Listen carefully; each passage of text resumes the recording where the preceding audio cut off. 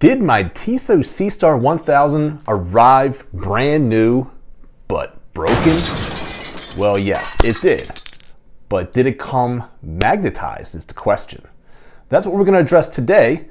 And I've got some trusty tools here, the magnetizer and the compass. I'm going to show you guys exactly how we're going to try to demagnetize and see if that's the issue on this episode of AvgJoe.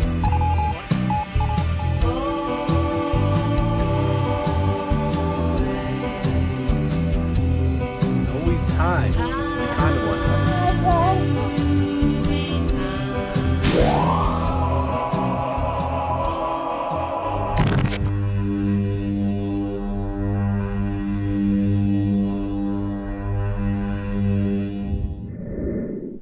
So to make a long story short, I received the Tissot Seastar 1000 as a Christmas present from my wife.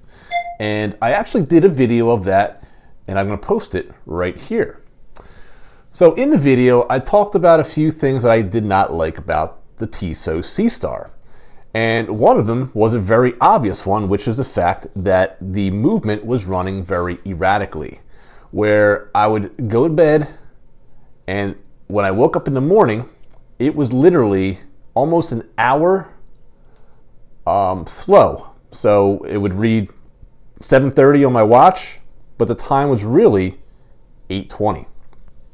So that obviously was a huge problem. So fast forward to today, I actually have a time grapher. So we're actually going to put the watch on the time grapher, and I'm going to show you exactly what it's doing on the time grapher.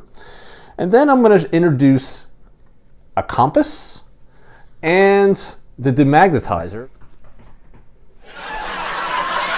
I still can't find it. Magnetizer? Oh, there you are. What we're going to do today is I'm going to put it on the time graph, and I'm going to show you guys exactly how the watch is running. And then we're going to see if it is indeed magnetized. And then we're going to attempt to demagnetize it. And then I'm going to go into some theories as to what the issues could be and what I'm going to do from here. So, with no further ado, let's just dive right on in. All right, so we're going to show the Tissot Seastar on the time graph, and right now it's getting a reading, and here we go. Negative 991 seconds. Look at that very low amplitude. The beat error is absolutely horrible. It is an absolute blizzard on that screen. I want to show you this Hamilton khaki for a reference point. Look at all the numbers. Look at that straight line. This is just a beautifully running movement. All right, we are back to the winter weather advisory in AvgJoe Studios. Man, this thing is a mess. So what we're gonna do is we're gonna actually show the movement and how it's behaving with different positions. So we're gonna actually switch up the position right now.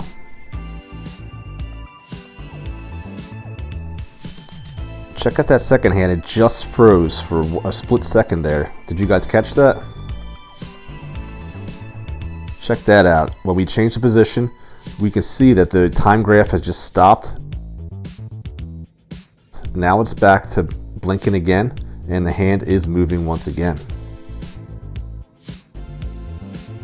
All right, so we have the demagnetizer, we have the compass, and we have the watch, obviously. And what we're going to do is we're going to wave the watch over the compass. And what should happen if it is indeed magnetized, the needle of the compass would be going erratically. As we can see, it's not doing that. So it's not very likely that the watch is indeed magnetized.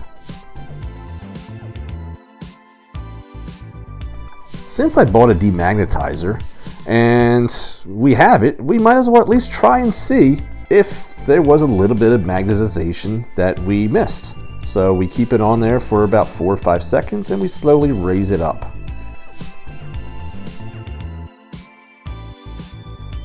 I press the crown back in, and I start winding it, and the watch is doing nothing. Not good.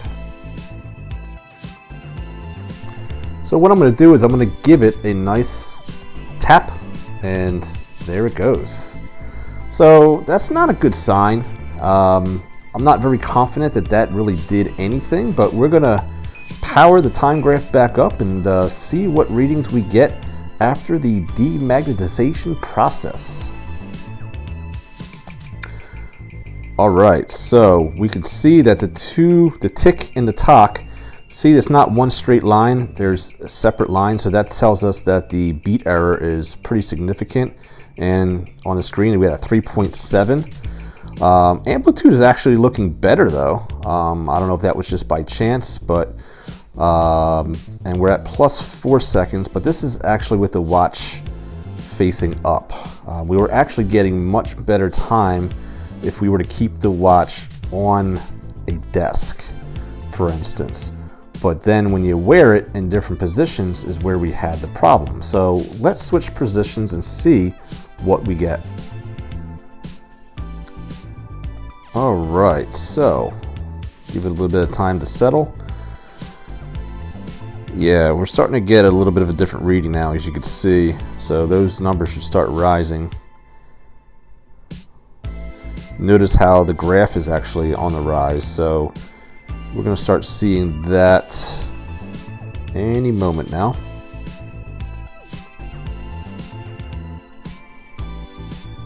There we go. +36 seconds.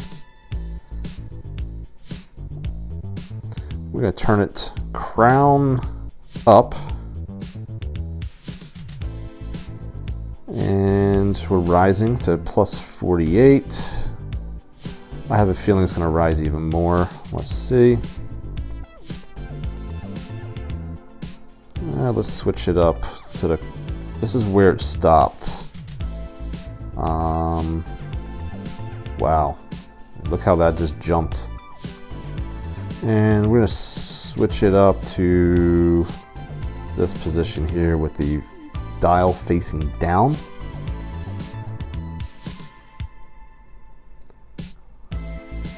We got ourselves another blizzard, and man, oh man, gravity is really playing a toll here. So there's definitely a weakness within the movement, and it's got something to do with that balance wheel or something, I don't know. But I'm going to give you guys some final thoughts.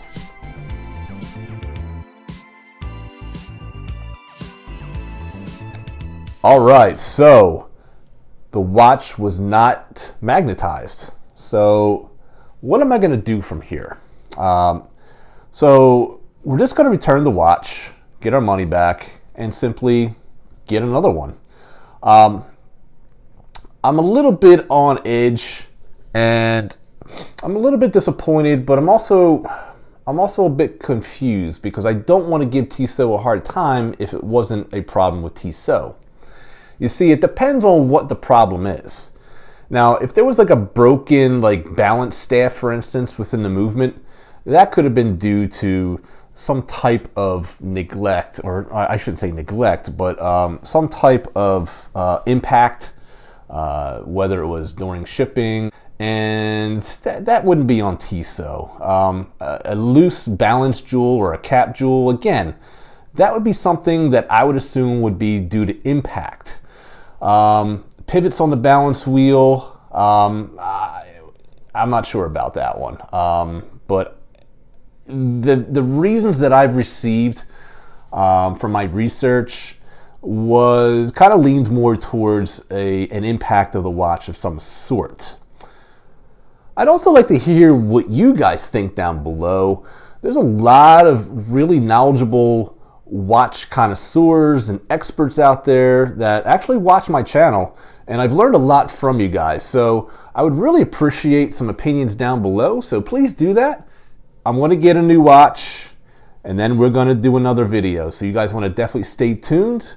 And in the meantime, I want to thank you so much for joining us today, and if you're not yet subscribed to the channel, please subscribe and click that like button. That is the most charitable way to help support the channel. And always remember that there's always time to be kind to one another. Please take care of each other, and I'll see you guys next time on AvgJoeWatchReviews. God bless, my friends.